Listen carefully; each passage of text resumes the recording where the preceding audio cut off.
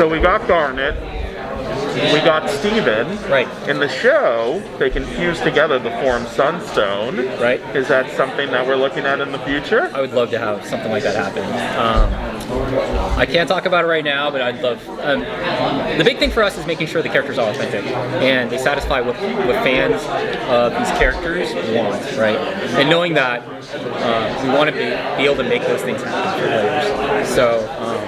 So it is on our radar, and we know about it, and I'd love to have something like that happen.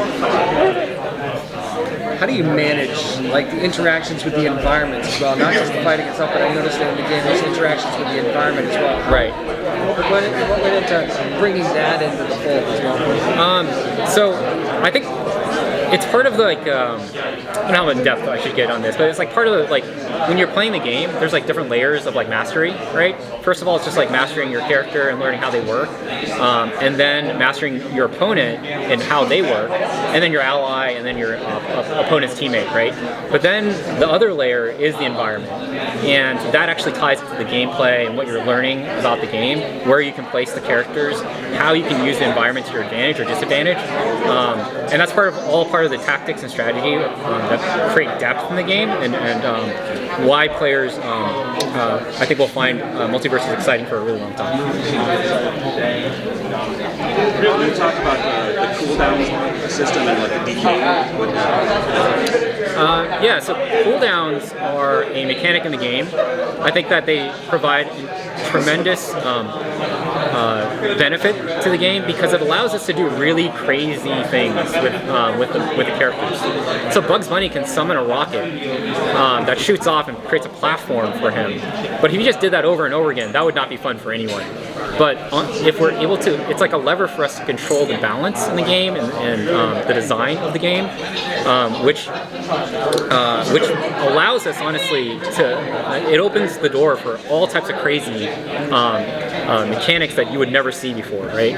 In any sort of game in this genre, right? So it just allows us to make it balanced and tuned, because at the end of the day, when you're making games, you have to make it fun for the player that's playing and then the player that you're playing against. So how do you make incredible, awesome things that are truly authentic to the character, like summoning the rocket or the safe for Bugs Bunny, right? Or Wonder Woman's lasso, and using that really powerful abilities, but also making it balanced and fun for the opponent to play around. And in a DK system, it's just so you don't keep using yeah, we want variety in the game, right? And so I think that our combo system is actually really incredibly deep, and I think that it never feels good. Like, again, it comes back down to, like, how do you make this fun for yourself and how do you make it fun for the opponent? And the opponent, if you're comboing them and you're using the same move over and over again, that is not a great feeling. It doesn't feel like there's a lot of skill involved there, right? As opposed to, like, having to come up with really creative combo routes. And that's what that opens up, right? It actually makes it so that you have to be, you have to spend a lot of hours in the lab figuring out what actually connects to each other, and then using that to make something that, like, is honestly awe-inspiring for other players to watch, right? And that's what's you see all the YouTube videos right now of, like, the combo videos. That's because of this decay system that actually allows us to actually have these really creative and inventive combo routes in the system. It actually opens up the door for the gameplay and for players to, like, discover more. It starts at 10. There's multiple gameplay styles.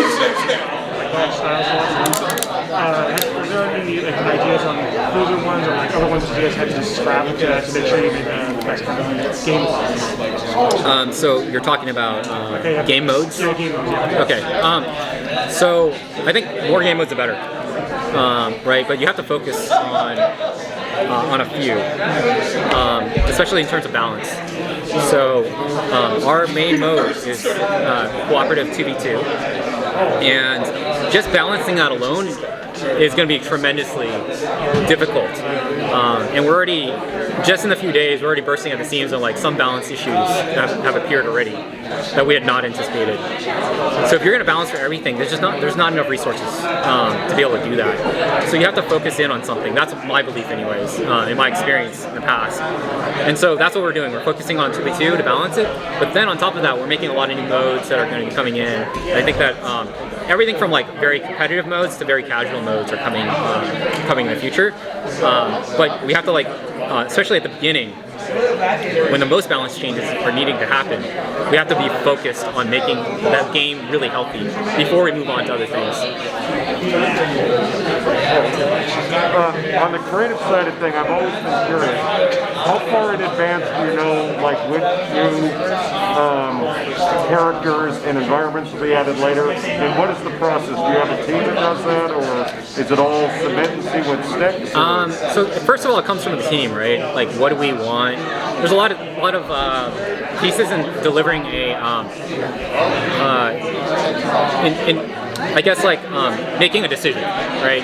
So ideas come from anywhere, and if we can come up with a really great idea like that translates the character to our game really well, then we'll try to run with that idea, right? And I'm going to tell you, like, working with a lot of different IP, I mean, it's been amazing, but at the same time, you never know, like, there are hurdles to go jump through, right? In order to get approvals and everything else, right? Not everybody's going to say yes.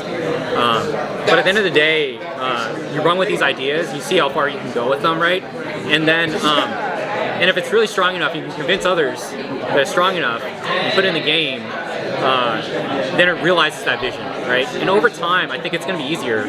That's my hope anyways. Now that we have the game out and people are able to see what we've been able to do with these characters. I mean, look at Velma. Velma, traditionally in a fighting game, that doesn't even make any sense.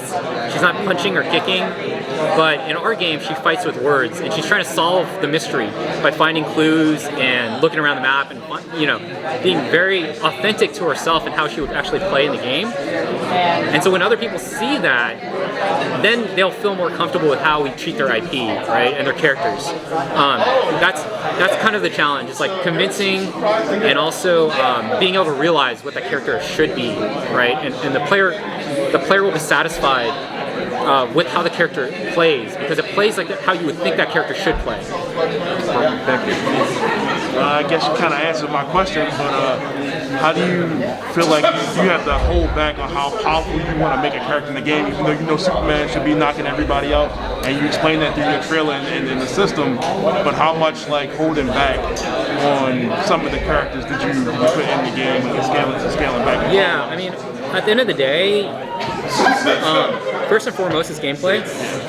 So, like I said, you have to make it so it's fun for you as a player and then fun for the opponent, right? So if Superman just one-shotting everyone, that is not going to be fun for the opponent, right? And that is kind of the baseline for the game. If we're going to bring these iconic characters into the game, it has to be fun, and that's rule number one, right? But at the same time, how do we realize Superman and make him feel powerful, make him feel like Superman? So if you look at his like dodge, he has the fastest like instant teleport dodge of any character. He just dashes around, like he'll walk, like he doesn't run, he walks you down and then dashes at you and appears right in front of you. And he has really powerful charge up moves and armor that blocks hits from himself, right?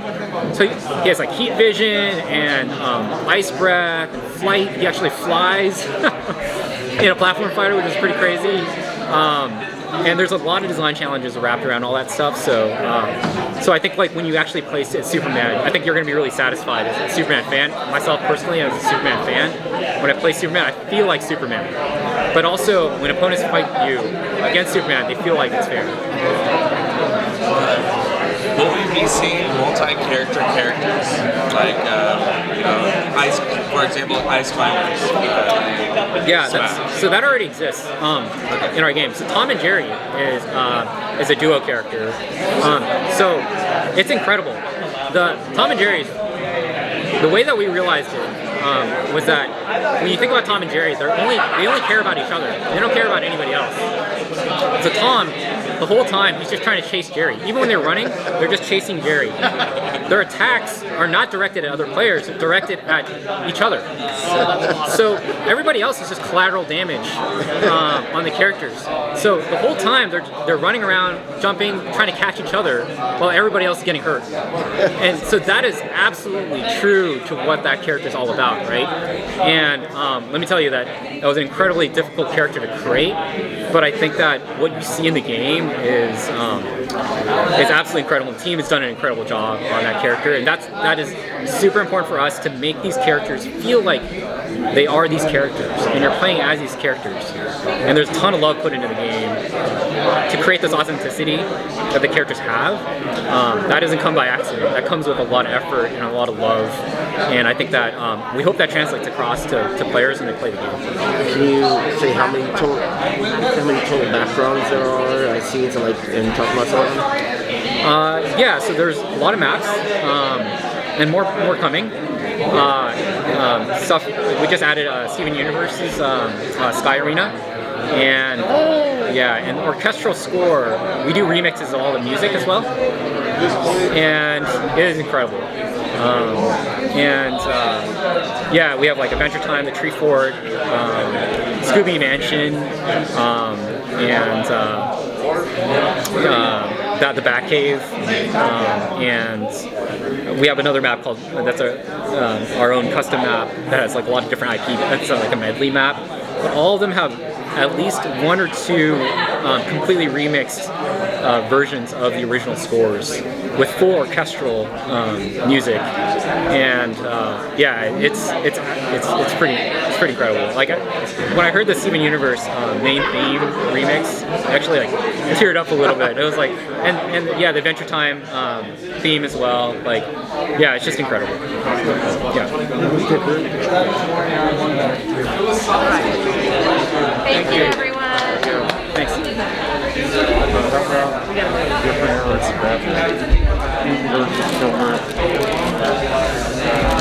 West versus Pete. Not Pete.